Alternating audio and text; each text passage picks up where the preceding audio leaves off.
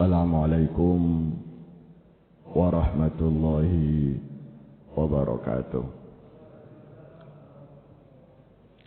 Assalamualaikum warahmatullahi wabarakatuh. Nanggung kurang satu. Assalamualaikum warahmatullahi wabarakatuh. Al-Fatihah.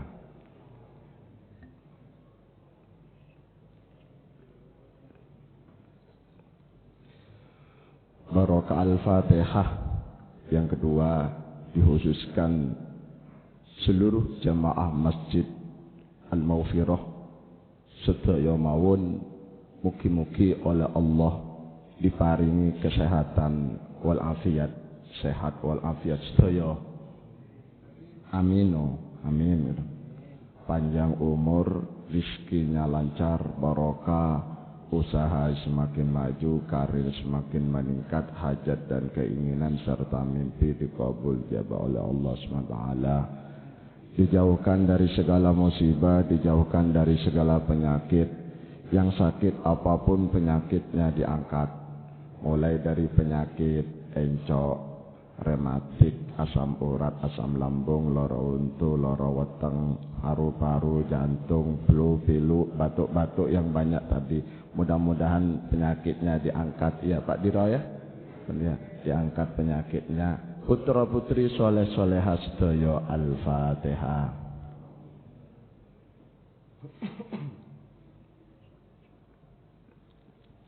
Bismillahirrahmanirrahim. Alhamdulillahi rabbil alamin.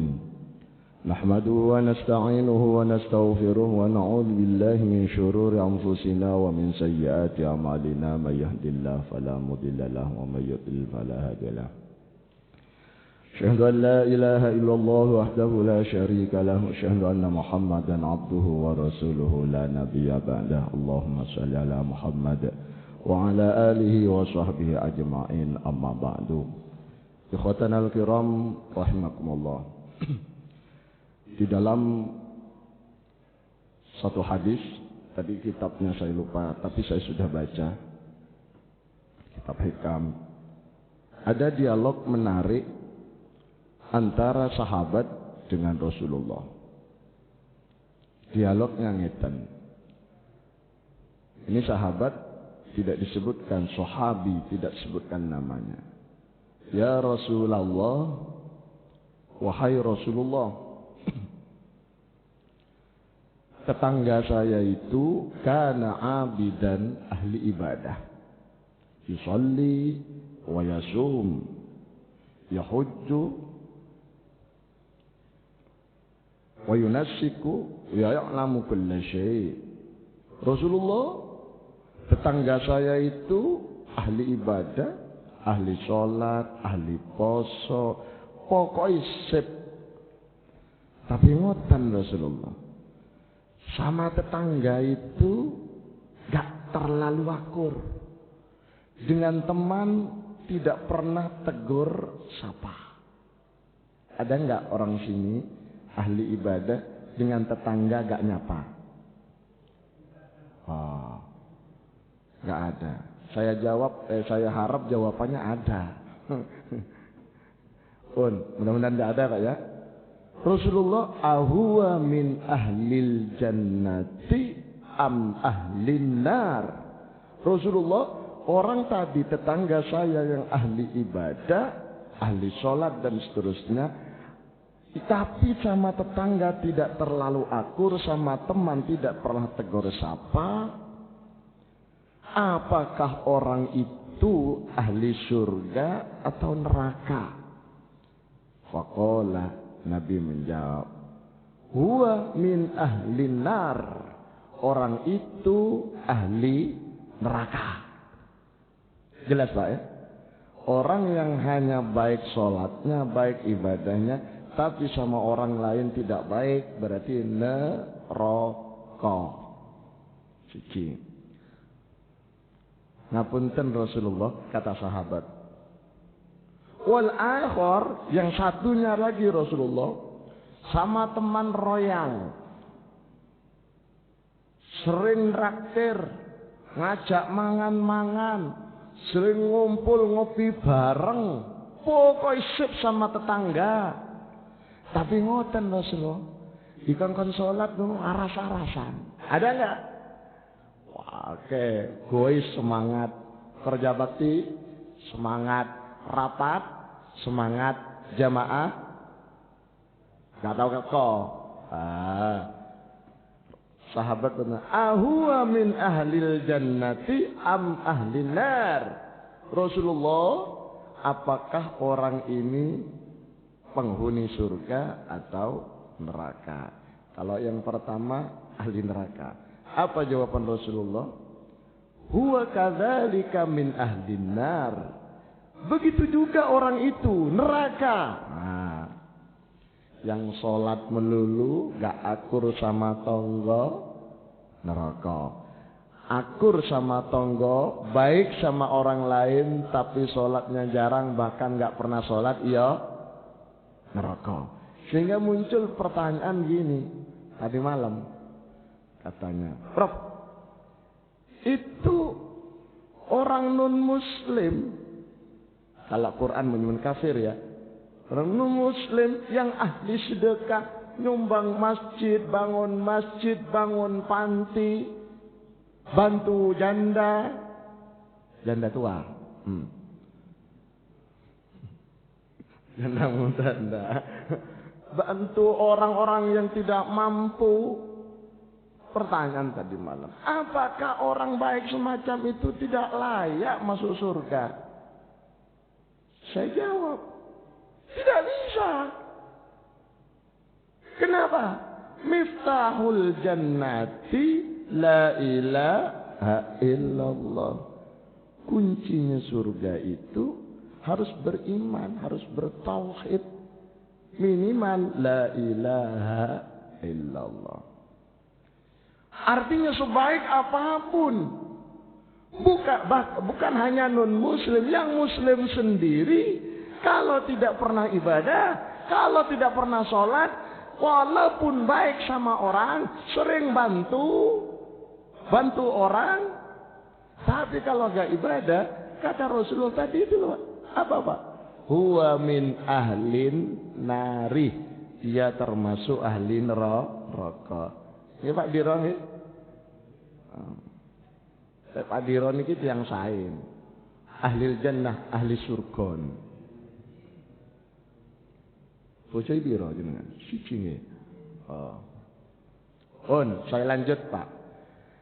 Ini artinya apa?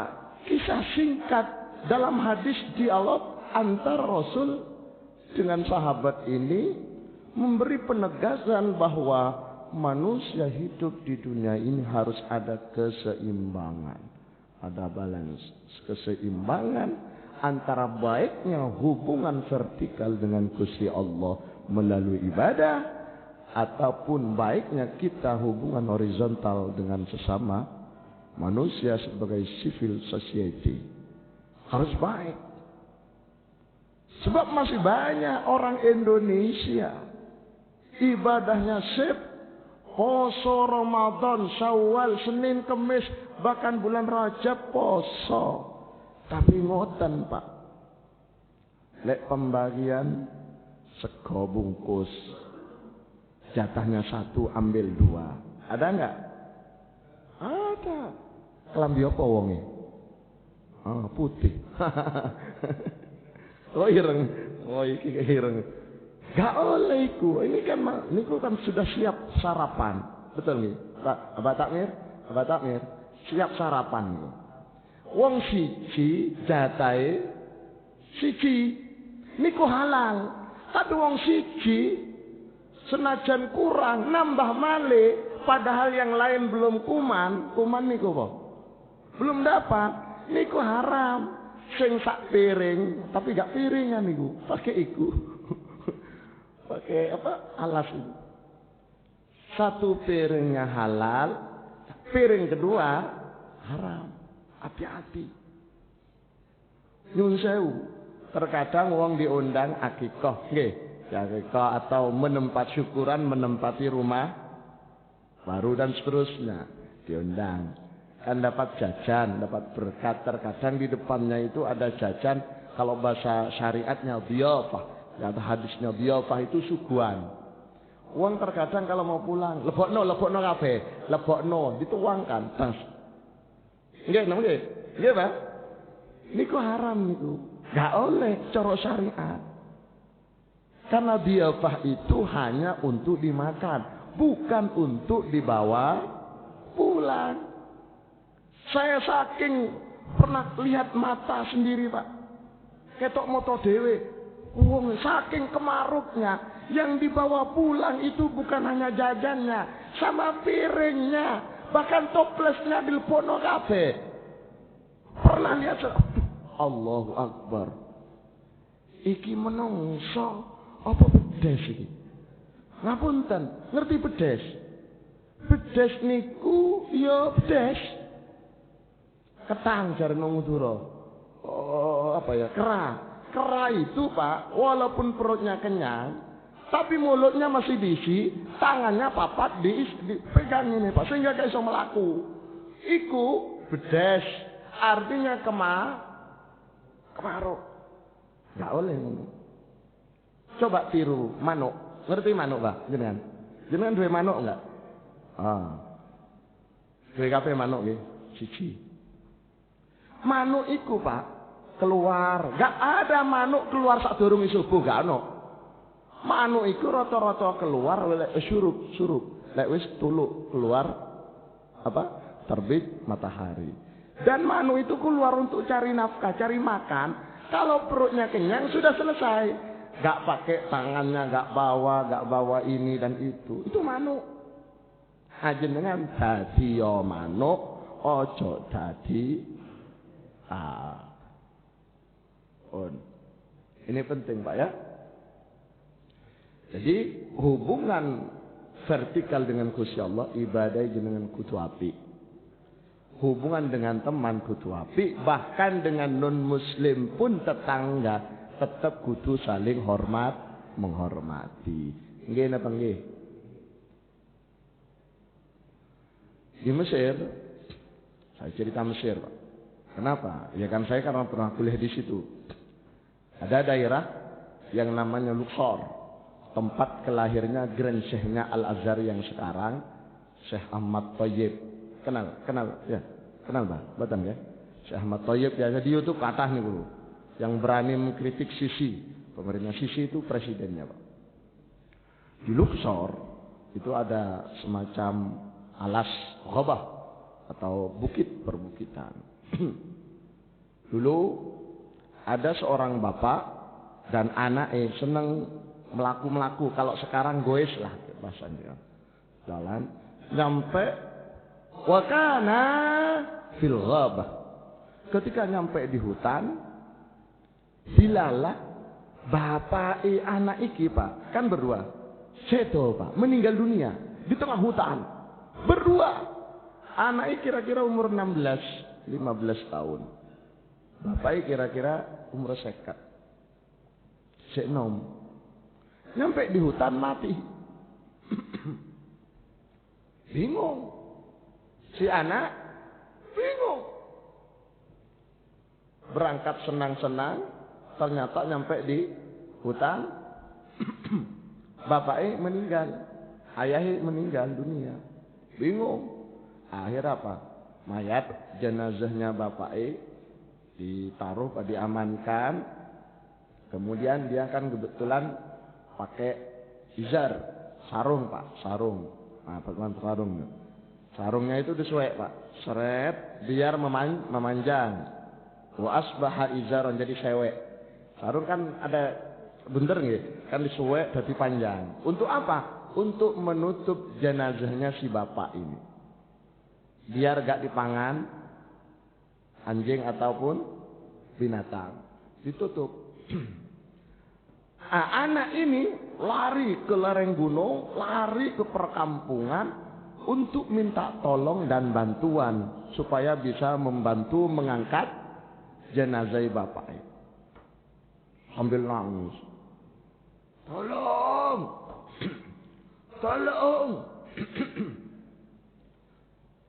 Nyampe perbatasan lereng gunung atau lereng bukit itu dengan perkampungan, ketemulah si anak ini dengan seorang bapak-bapak ganteng, gagah, rambutnya hitam, kulitnya putih. Ganteng, Pak. Ojo diwalik. Kulitnya hitam, rambutnya putih. Ojo diwalik, itu tua namanya, Pak ya. Ini rambutnya hitam, kulitnya putih, ganteng, Pak, besar, kekar, berotot. Akhirnya si anak bilang, "Pak, tolong, Pak." "Ada apa nih?" "Tolong, Pak." "Ono apa?" "Bapakku sedo." "Loh, di mana?" "Di atas kono, di hutan, di atas gunung." "Ayo tak bantu." Akhirnya pas si bapak ini Pak, dengan si bocah berangkat menuju ke tempat jenazah atau mayatnya. Kalau jenazah itu mayat yang sudah dimandikan, dikafani, dilepokno keranda, namanya jenazah. Tapi juga apa bahasa Indonesia, pokoknya paham gitu. Sampai di hutan, ketika di lokasi jenazah, Pak, anak ini bilang sama si bapak yang mau bantu, "Pak, ini jenazah, Pak." Sarungnya dibuka, Allahu Akbar. Ternyata wajahnya si bapak ini, almarhum maksud saya, wajah si almarhum wis dadi celeng. Ngerti celeng? Bukan celeng, celeng.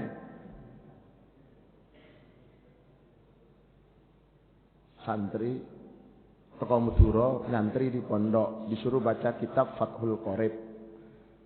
Nyampe di babun najasah. Suruh baca bahasa Jawa, makna Jawa, Pak. Sama ustadznya. "Ayo macon le, wal khinziru lan celeng." Tulisannya kan bodoh, celeng dengan celeng. "Salah le, dudu celeng, celeng." Diwaca malih. "Wal khinziru lan celeng." Salah, celeng dudu celeng. Babi. "Wal khinziru lan celeng."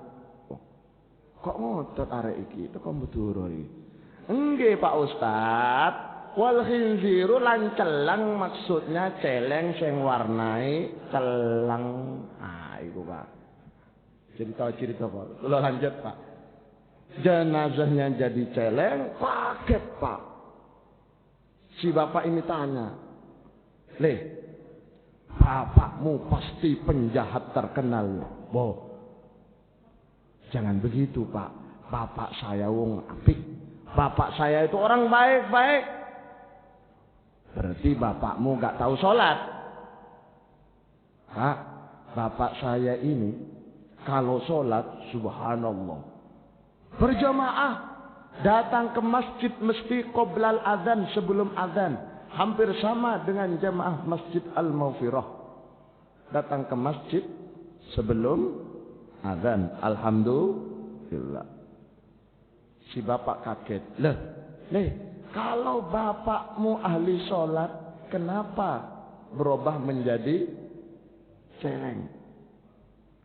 Allah. "Kalau gitu bapakmu gak tahu puasa Ramadan." "Loh, Wan, sini, bapakku iki poso Ramadan plus Sittadun Syawal, 6 hari Syawal, plus Senin Kemis dan seterusnya ahli poso." "Loh, bapakmu ahli poso kok dadi celeng?" "Berarti bapakmu iki gak tahu zakat, gak tahu infak." "Oh, kalau infaknya, zakatnya Tuhan, bapak saya ini rutin. Ada Jumat berkah, ada Ahad berkah, ada Senin berkah. Pokoknya tiap dino berkah. Mantap pun." "Loh, lek bapakmu ahli sholat, ahli poso, ahli sedekah, kok dadi celeng? Pasti bapakmu, hati bapakmu elek." Wah, itu gak ngerti, Tuhan. Ternyata selidik orang ini memang ahli sholat, ahli poso, ahli ibadah. Tapi sama tetangga tidak saling tegur sapa. Sama teman itu Pak, rodok sombong. Karena duwe mobil anyar, gak tahu nyopo. Makanya dengan yang duwe mobil anyar Pak, lek ketemu konco, kocoi dibuka. Ojo tutupan ding ding. Nah, iku sing lewat iku duduk robot iku kan menungso.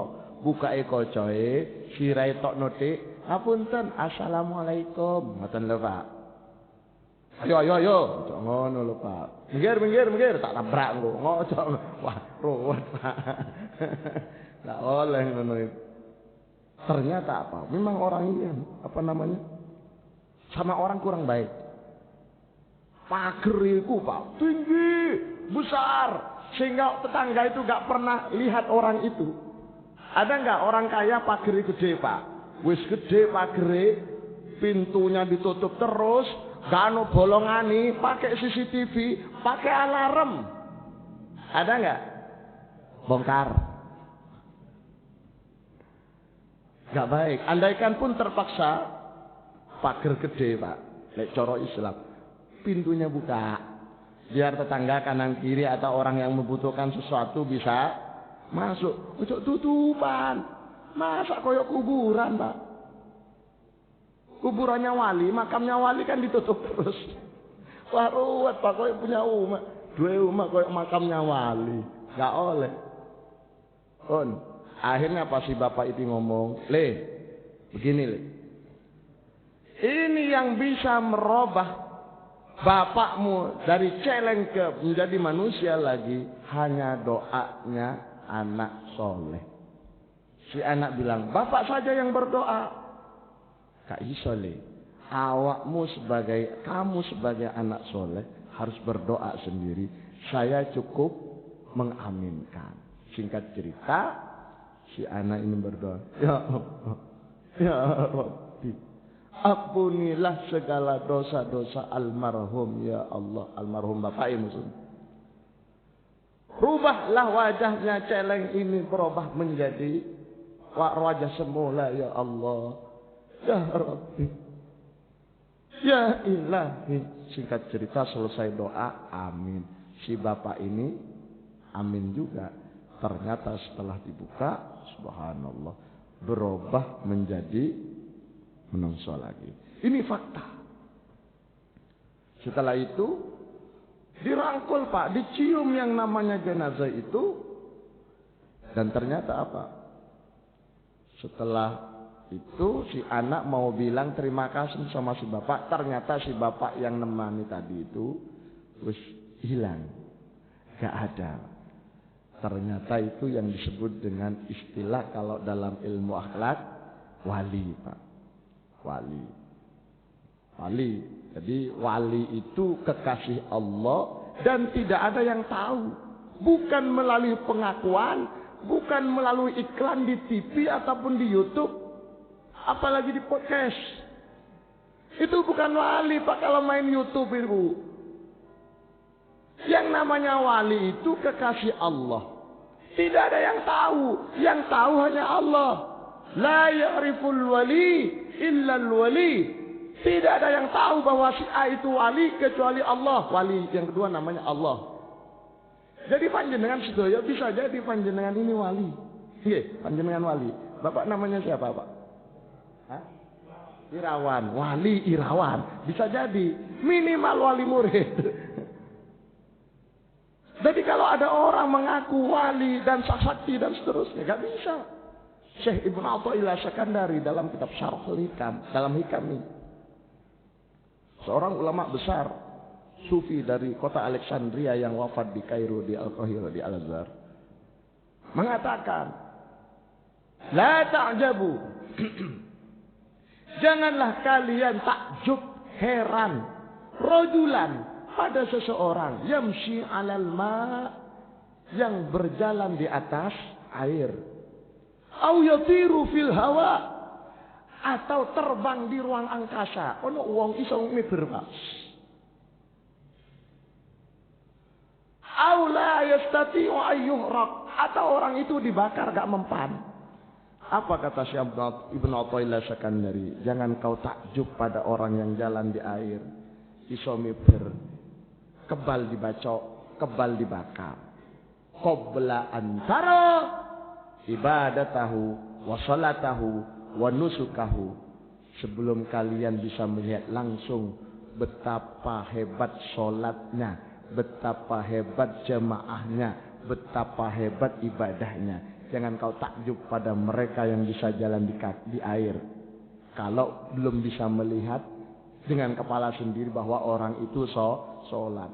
Gak tahu sholat, bisa jalan di atas air langsung bilang wali. Gak iso. Yang namanya wali itu kekasih Allah. Yang namanya kekasih Allah itu berarti harus menjalankan syariat. Tahu Syekh Abdul Qadir Jilani, Pak? Tahu nggak? Tahu di mana? Pernah dengar ya? Syekh Abdul Qadir Jilani yang punya gelar Sultanul Aulia, rajanya para wali. Waktu iktikaf di masjid, Pak. Iktikaf di masjid. Dengan kalau masuk masjid itu biar dapat pahala double, niat iktikaf. Nawaitul iktikafa fi hadzal masjid sunnatan lillahi ta'ala, dalam hati. Niat ingsun iktikaf. Dapat pahala. Termasuk iktikaf ini amalan yang paling dicintai Rasulullah. Kenapa? Karena gak perlu biaya. Gak perlu bayar 69,2 juta. Apa itu? Gratis. Iktikaf. Dan itu iktikaf. Ibadah yang paling dicintai Rasulullah. Gampang. Sambil turu gak apa-apa. Pokoknya ngiler. Jadi apa namanya? Tadi saya bilang apa tadi?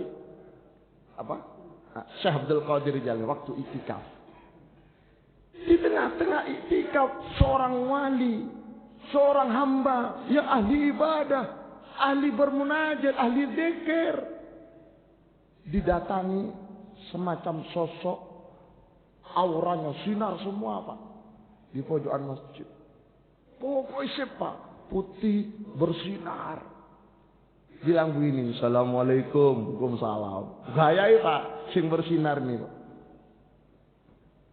Ya Abdul Qadir, hei Abdul Qadir, dalam kamu orang baik, matur suwun.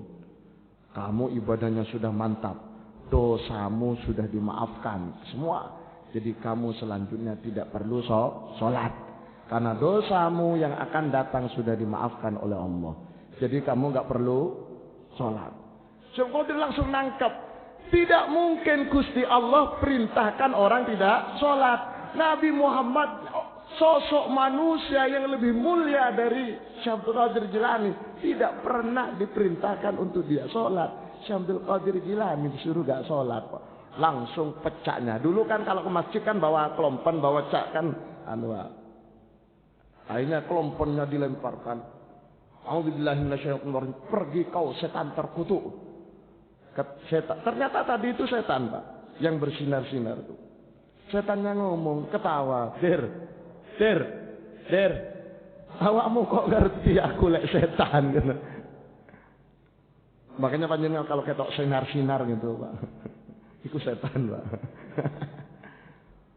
Apa kata Syekh Abdul Qadir Jilani? Saya pastikan kamu itu setan. Karena Allah tidak mungkin perintahkan hambanya untuk meninggalkan sholat. Hanya setanlah yang terkutuk, yang selalu menggoda dan mengajak manusia untuk meninggalkan kebaikan termasuk sholat. Apa sumpahnya setan, Pak? Ketika setan diusir dari surga. Qala fakhruj minha fa innaka rajim. Setan, kau keluar dari surga, kau terkutuk. Wa inna 'alaika la'nati ila yaumiddin. Laknatku, kau dikutuk, dijauhkan dari rahmat sampai hari kiamat. Wa inna 'alaika la'nati ila yaumiddin. Setan menjawab, qala rabbi fa anzirni ila yaumi yub'atsun. Ya Allah, ya Rabbi, tolong tunda dulu siksaanku hingga sampai hari kiamat. Qala fa innaka minal munzirin. Oke, saya tunda siksaanmu sampai hari kiamat. Ila yaumi ya Pak. Qala fa innaka minal munzirin ila yaumi yub'atsun. ila yaumil waqtil ma'lum. Ila yaumil waqtil ma'lum. Sampai hari kiamat. Setan menjawab, qala fa bi'izzatika la'ughwiyannahum ajma'in illa ibadaka minhumul mukhlasin. Ya Allah, demi zat keagunganmu ya Allah, sungguh-sungguh akan aku tipu seluruh manusia, akan aku sesatkan seluruh manusia. Janjinya setan.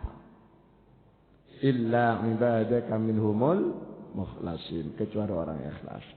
Oleh karena itu, kesimpulan pada kajian pagi hari ini, jika kita semua pengen selamat, maka satu-satunya belajar ikhlas. Tulus lillahi ta'ala. Qul inna sholati wa nusuki wa mahyaya wa mamati lillahi rabbil alamin. Ikhlas. Tapi mohon maaf, teorinya ikhlas itu tidak akan pernah dicapai oleh seorang hamba ketika dia belum bisa istiqomah. Bukan istiqomah, Pak. Istiqomah. Istiqomah itu melakukan satu amal ibadah secara acik, secara terus menerus. Istiqomah. Amal ibadah, Pak, amal baik. Tapi kalau ngerokok istiqomah, ya itu gak masuk, Pak. Apalagi goes istiqomah gak masuk. Yang maksud istiqomah itu segala amal ibadah. Duha istiqomah, berjamaah istiqomah. Kalau panjenengan soyo kita sedoyo sudah bisa belajar istiqomah, benih-benih keikhlasan itu pasti diberikan oleh Allah. Mustahil Allah memberikan keikhlasan pada orang yang tidak bisa istiqomah. Nah, pertanyaan yang Ustaz, bagaimana cara orang itu bisa istiqomah? Nah, ini penting. Caranya adalah satu, hindari perkara syubhat, makanan-makanan syubhat, apalagi haram. Syubhat itu banyak, Pak. Hal-hal yang tidak jelas itu. Innal halala bayyinun wal harama bayyinun wa bainahuma umurun mushtabihat. Yang halal jelas, yang haram jelas, tengah-tengah itu ada yang namanya syubhat. Syubhat. Contoh barang temuan. Contoh apa? Apa namanya? Mohon maaf ya. Gaji pegawai negeri. Itu coro akhlak, tasawuf, akhlak, Pak. Mohon maaf, jangan berhenti jadi pegawai negeri, Pak ya. Enggak, saya ini ceramah, ucap baper. Gaji pegawai negeri itu masuk syubhat, Pak. Masuk syubhat. Makanya mengapa ulama-ulama yang betul-betul ulama itu gak mau jadi pegawai negeri. Mohon maaf sekali lagi, yang pegawai negeri jangan berhenti gara-gara ceramah saya berhenti semua nanti. Jangan. Tetap pegawai negeri, tapi tetap berusaha untuk warok, berhati-hati. Kalau bisa tetap pegawai negeri tapi punya usaha jualan gorengan. Nanti yang dimakan, yang digoreng, yang digoreng gorengannya, bukan wacannya, bukan hasil jualannya itu, Pak. Makanya ulama-ulama besar, penceramah, kiai-kiai kondang, oke lah ceramah. Iya, disalami. Iya betul, disalami pulangnya kan?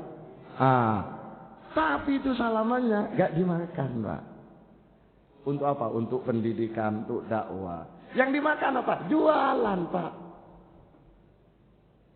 Jualan beras, jualan ini. Betul. Kiai-kiai itu. Bukan dari itu, bukan. Untuk pembangunan pondoknya dan seterusnya. Karena untuk menghindari perkara syubhat. Satu, agar bisa istiqomah hindari perkara syubhat. Yang kedua, jaga pandangan mata. Mata itu tidak boleh maksiat. Maksiat mata. Mulut gak boleh ngomong yang jelek. Kuping tidak boleh mendengarkan rasan-rasan dan seterusnya. Orang yang bisa menjaga makanan, menjaga sikap dan perbuatannya, insya Allah sudah bisa belajar istiqomah. Kalau sudah bisa istiqomah, insya Allah orang itu bisa ikhlas. Jadi yang mugi-mugi bermanfaat. Sak dereng ditutup pertanyaan. Silakan yang mau tanya. Tanya apa? Silakan Pak, monggo. Nama dan status. Ada mikrofon biar sama-sama dengar. Silakan Pak. Bismillahirrahmanirrahim. Assalamualaikum warahmatullahi wabarakatuh. Waalaikumsalam warahmatullahi wabarakatuh. Tadi yang disampaikan Ustaz tadi sangat menarik sekali. Terus. Dan saya lihat bahwa kata kuncinya kalau seseorang itu sudah menjalankan hablum minallah dan hablum minnas itu sudah cukup. Tetapi antara hablum minnas dan hablum minallah itu ada item banyak, orang melakukan dan sebagainya. Tapi itu teori. Tapi dalam perjalanan hidup itu dalam manusia, berhubungan dengan manusia dan berhubungan dengan Allah itu ada hal-hal yang kita tidak cukup ilmu. Kita selalu menuju ke sana, tapi godaan setan dan keterbatasan yang kita dapatkan ilmu itu tidak sama. Bisa juga orang yang sudah melakukan semuanya kepada hablum minallah, tapi itemnya kan banyak, kita tidak cukup tahu semuanya. Ada juga yang mengatakan kalau sudah kita sholat dan sebagainya, kita kadang-kadang tidak terasa bahwa itu syirik juga. Bisa makan langsung lupa bahwa ini adalah karunia Allah. Itu kan juga bisa mengatakan kita juga syirik juga. Tanpa bismillahnya ya, tapi dalamnya belum. Hablum minnas juga begitu, banyak sekali itemnya. Dan itu pun tidak cukup. Kadang-kadang kita lupa, tadi dikatakan Ustadz bahwa kita kalau dengan tetangga kurang bagus juga bisa menggugurkan semua itu sehingga tidak mencapai satu surga. Nah, pertanyaannya bahwa kita ini syaratnya tadi sudah tersirat sedikit, yaitu kita sabar dan ikhlas. Padahal itu pun juga tidak mudah. Seorang untuk mencari kesempurnaan itu sulit sekali. Bagaimana menurut Ustadz orang itu sudah menjalani semua, tapi masih saja bisa juga tidak bisa diterima karena hal-hal yang tidak bisa kita lakukan juga bisa menggugurkan dari tujuan kesempurnaan manusia itu. Saya kira itu ya. Terima kasih. Bagus dan dalam. Jadi ketika hablum minallah, hablum minannas, hubungan kita dengan Allah secara vertikal dan hubungan kita dengan sama manusia sudah baik, maka itu secara umum cukup. Tapi disampaikan tadi, tapi hablum minallah, hubungan dengan Allah itu kan bukan hanya sholat. Banyak itemnya, banyak macam. Termasuk hubungan dengan manusia, bukan hanya membantu, tapi mungkin hubungan-hubungan yang lain, termasuk kebersamaan dan seterusnya. Rumusnya begini, kalau di dalam surat Al-Ankabut ayat 45 Pak, ketika Allah memerintahkan Nabi Muhammad dengan ayatnya utlu ma uhiya ilaika minal kitabi wa aqimis shalah. Di sini iqamatus shalah. Kenapa? Maka Allah katakan innas sholata tanha 'anil fahsya'i wal munkari wa la dzikrullahi akbar wallahu ya'lamu ma tasna'un. Sesungguhnya sholat itu dapat mengandalkan seseorang jauh dari segala perbuatan keji dan mungkar. Apa maksudnya? Syekh Muhammad bin Salim dalam kitab Is'adur Rafiq, syarahnya Sulam Taufik, mengatakan yang dimaksud dengan tanha anil fahsya'i wal munkar itu bahasa bebasnya sholat itu akan menciptakan pribadi-pribadi yang soleh secara spiritual dan soleh secara sosial. Kapan itu? Nah, itu syaratnya ada 4. Untuk menciptakan sholat yang berdampak positif terhadap kehidupan manusia, syaratnya ada 4. Sehingga dengan sholat itu orang akan menjadi soleh secara spiritual, baik dengan Gusti Allah, juga akan soleh secara sosial, baik dengan sesama manusia. Sholat. Kapan itu? Jika sholat yang baik. Sholatnya yang baik itu diterima apa? Kan ada sholat itu sah, wa huwa laisa bimakbulah. Sholatnya tidak diterima. Tapi ada sholat yang diterima. Syaratnya ada 4. Satu di antara 4 itu syarat supaya sholat kita baik, diterima dan berpengaruh dalam kehidupan bermasyarakat. Satu di antara 4 itu adalah antakuna sholatu bikhalisil qalbi. Sholatnya harus ikhlas, tulus. Makanya tadi ketulusan itulah yang mengantarkan seseorang hatinya bersih, melakukan tanpa beban, tanpa iming apa-apa. Itulah orang ikhlas. Satu syaratnya adalah ikhlas dalam sholat, dalam ibadah. Insya Allah akan berdampak pada keseluruhan lini kehidupan, termasuk hubungan sosial dengan berbagai variannya. Kalau sholatnya baik, kesimpulannya ketika orang itu sholatnya tidak baik, pasti tidak akan berpengaruh pada kehidupan yang lain. Dagang masih curi-curi timbangan, pegawai masih senang korupsi, itu berarti sholatnya tidak baik, alias belum diterima. Ngoten baik? Saya kira gitu. Mugi-mugi bermanfaat. Ada terakhir enggak Pak? Assalamualaikum warahmatullahi wabarakatuh. Waalaikumsalam warahmatullahi wabarakatuh. Nama saya Rajio. Ada 2 pertanyaan. Rumahnya sana ya? Masjid Al-Mutakin. Yang pertama, tadi disampaikan bahwa doa anak itu sangat mustajab. Iya. Nah, kita sebagai anak itu sangat mengharapkan bahwa dosa orang tua kita diterima. Nah, doa apa yang paling terbaik untuk mendoakan seorang ke orang tua kita? Ya, selain Robbi fili wali walidaya warhamhuma kama rabbayani shaghira. Itu pertanyaan yang pertama. Yang kedua, bahwa tadi juga disebutkan bahwa ada jin yang menyampaikan kepada Syekh Abdul Jailani tidak usah sholat. Nah, di era sekarang ini bahwa di WA itu juga seringkali yang menyandarkan suatu riwayat itu kepada Syekh atau Ustadz yang terkenal bahwa siapa yang melakukan ini insya Allah pahalanya ini. Siapa yang menyampaikan ini ke beberapa grup, insya Allah. Seperti puasa Rajab Sabtu ya. Iya. Terima kasih. Terima kasih. Bagus juga pertanyaannya.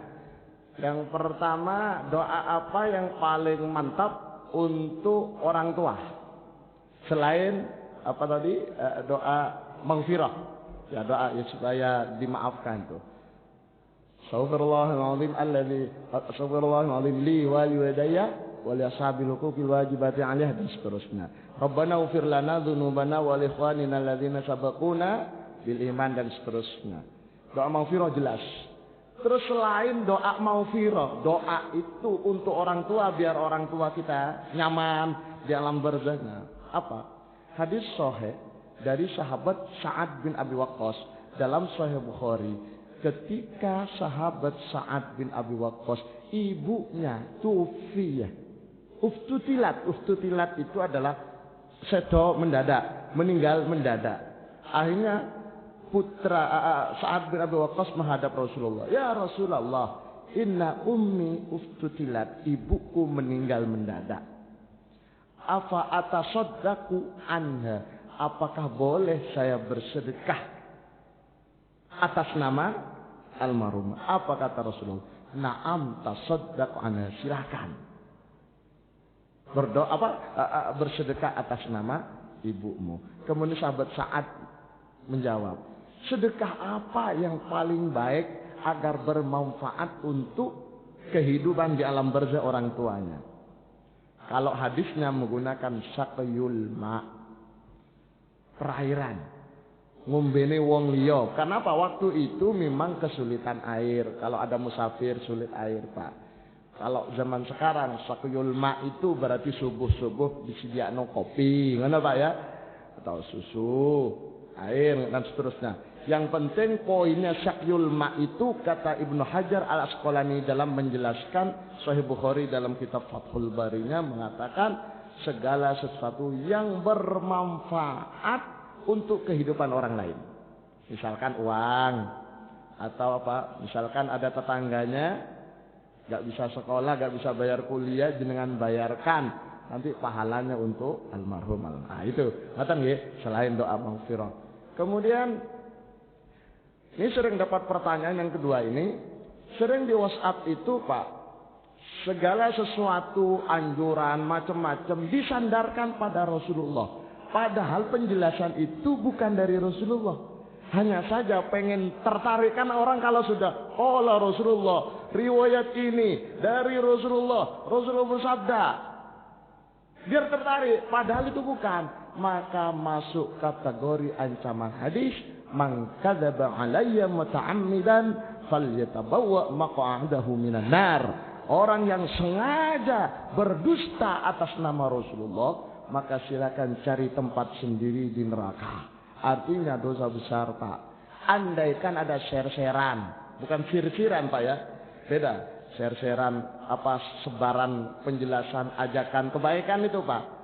Kalau panjenengan ragu apakah itu dari Nabi, kok mencurigakan? Orang yang puasa di Rajab hari pertama dosanya 100 tahun dimaafkan. 1. Puasa di hari 2 berapa? Sekian tahun. Jadi kalau total itu mustahil, gak masuk akal. Karena umurnya manusia kata Rasulullah baina sittin wa sab'in, antara swida pitung puluh. Ini kok sampai ratusan tahun, kan gak masuk akal.